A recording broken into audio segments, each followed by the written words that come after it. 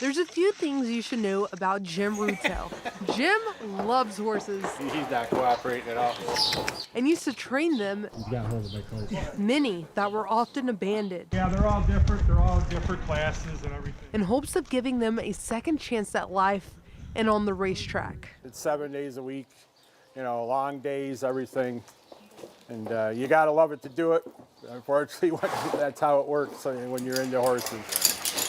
Until one day, his life changed, forcing him to pull on the reins. Thought what I had was pneumonia, and I went to the emergency room the one night. Back in 2012, Jim had trouble breathing and went to the hospital to get help. And that's when they did testing on me and found out. They said, geez, Jim, your kidneys are shut down. The blood pressure was through the ceiling. And I thought I was going to get an antibiotic or something, and I ended up on dialysis for 8 years. And after 8 long years of dialysis, Jim finally received the news he had been waiting for, a kidney. But then life took another turn. Fortunately, I found out that the kidney they used wasn't quite sufficient. It was 40 to 50% scar tissue.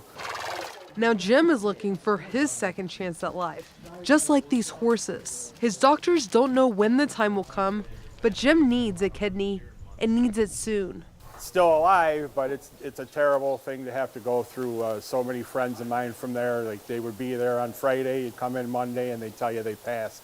Jim is now turning to fitness, making sure that his health is at best when he finds a living donor. Easy. I've lost 53 pounds from the start. I'm actually best shape I've been in many, many years. But the wait continues. Sometimes you got a horse with some problems and stuff. Everybody at the horse business would know they'll call them a war horse.